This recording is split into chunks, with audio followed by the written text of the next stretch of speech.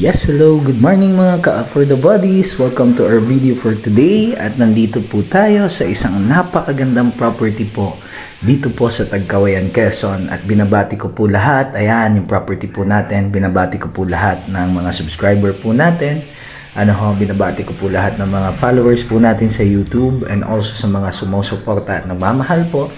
Napakagandang falls nito mga ka-For the Bodies, and at the same time farm lot din po mga ka-For the Bodies. So ayan, sobrang linaw po ng tubig, and as you can see, yung tinuro ko po kanina yan, nakikita niyo po ngayon, yan po yung falls.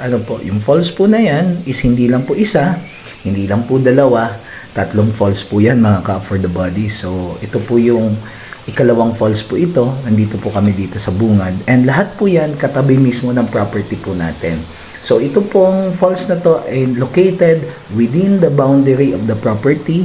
So yung tabi po mismo ng falls po na yan, yan po yung property na binibenta po natin. So it means na if you occupy the property po, so you have free access po dito po sa falls po natin. And the best thing po dito, mga ka-For the Bodies, yan kung makikita nyo po, napakaganda tourist spot po ito, and at the same time alam po natin kapag pinag-usapan po na ikaw po ay may resort na ganito, alam po natin ito po ay income generating farmland po para sa mga buyer po natin.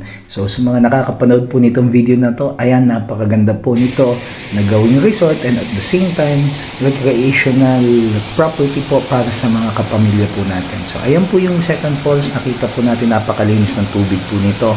Actually, every summer po, dinadayo po ito ng maraming turista. Nakakalungkot nga lang po, kasi po, wala pong resort na matuluyan po dito mga ka-For the Bodies. Kaya po, ito mismo, katabing farmland na po ito, binebenta, and if ever you're interested po, yung farmland po natin na yan po pwede nyo pong gawing resort yan. Yung nakikita nyo po sa harapan is portion na po ng property mga ka-For the Bodies. Yan po yung nasa talampakan po nitong falls po na to. And yan po, nandyan sa taas mga ka-For the Bodies, yan na po yung farmland po natin. So ayan, as you can see, very clear po yung water. Last time pumunta po ako dito, medyo umuulan, and talagang medyo lumabo po yung tubig, pero during the summer time napakaganda po ng tubig. So pinaliguan nga po ito ng mga kababayan po natin dito, and also mga turista po. Ayan po, kitang-kita po natin yung tubig po na yan, ang lalim po niyan is 5 feet, but still kitang-kita po natin yung lalim ng tubig. Ayan, ito po yung pinakaunang falls po niyan, at ito po na mismo yan, tabi po na yan, ay part na po ng property. Yan, lumabagsak po dito sa second falls po natin, and down to the third falls po, na which is mismo po mga nasa talampakan ng property. Ito po, farmland po na ito, meron po itong 500 na puno po ng niyog mga ka-For the Bodies. And also, napakaganda po nito as relaxation place po. Mga ka-For the Bodies, yan, ang ganda. Ang ganda niyan. So, dito po sa portion po na ito, yan, dito po nagtatalunan po yung iba po nating mga swimmer po dito. Umaakyat po dyan sa taas na yan. Then lulukso po dito. Yan po ay puno ng baliti. Okay, so marami po dyan na mga naliligo. Nag-e-exhibition po dyan. So ayan po yung tubig po natin. Napakaganda po nito mga ka-For the Bodies. Napaka-relaxing po pag nandito po tayo mismo sa property po na to. So ayan po yung parang pool na po siya. Actually, pool na nga po ang dating, parang infinity pool. So dito, pwede po paliguan po dito. And ito po ay isa po sa mga tourism spot po dito po sa bayan ng Tagkawayan. So napakapalad lang po natin at yung property po na ating binibenta po, ito pong property na for sale po na ito, ay nandito po mismo sa talampakan po na nasa paahan niya po yung falls. So ito po yung third falls mga ka-For the Bodies. Ganda. So sarap maligo nito, parang jacuzzi po siya. So ito pong mga falls po na ito ay kasama po mismo po dun sa, actually hindi naman kasama totally kasi ito po ay boundary. Wala po nagmamay-ari nito. So boundary po ito nung dalawang property, pero still ito po ay occupied po mismo ng mga taong nakabili po ng property, especially itong property po na for sale po natin. Kung kayo makakabili nito, so pwede nyo po itong occupy, and pwede nyo pong paliguan, pwede nyo pong gamitin as a recreational space po na pagpaliguan po ng inyong mga bisita. Ang ganda.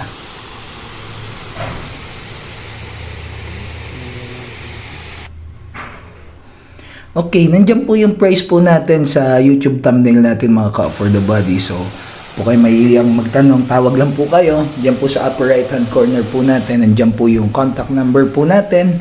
Ano po ulitin ko po, ito po ay 2.6 hectares po. For the price naman po ng almost 2.5 million po ito. Ayan. Napakaganda po nitong place na to. So yan po mismo yung property po natin. At ito po yung isa sa mga daanan po papababa dito sa May Falls.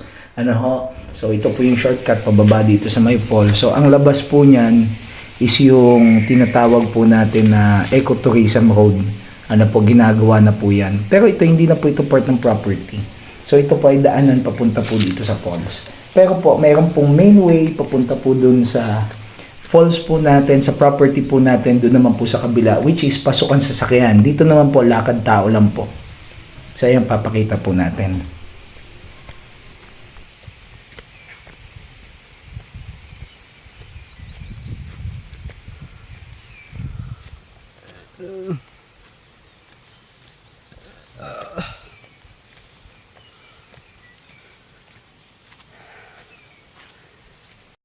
Okay, ganito naman po kadami yung taong mga naliligo nung mahal na araw po dito sa property po na ito. Ayan, ang dami po talagang bumibisita po dito kaya napakagandang lagyan po talaga ng resort. Ayan mga ka-for the bodies, ito naman po yung Niugan po natin at andyan po sa left side po mismo, yan po yung ilog po na bumabaybay po dito sa Linderosan po ng property. Nandyan na po yung falls. Ito po ay may 500 na buo ng niyog. So profitable din po itong property na to. And ito naman po mga ka-for the bodies yung right of way po niya. So ayan po yung Barangay Road. Ito naman po yung right of way po nito. So ito po dadaanan po natin. This is a timberland po. Public land po ito. Pero still ito po ay gagawan po ng Barangay Road project. So ayan, pinabilis lang po natin yung video po natin. At least po para makita po natin yung tanaw ng property. So ayan po. Napakalapit lang po niyan. Then, ito po yung mismong loob ng property. This is approximately, nasa 200 meters lang po na lakad. So, ayan mga ka-for the bodies. Papasalamat po ako sa mga followers po natin at sa mga interested po sa property na ito. Huwag po kayo mahiyan tumawag. Andiyan po yung contact details po natin. At sa uulitin po, sa Diyos lamang ang kapurihan. See you po sa ating mga next videos.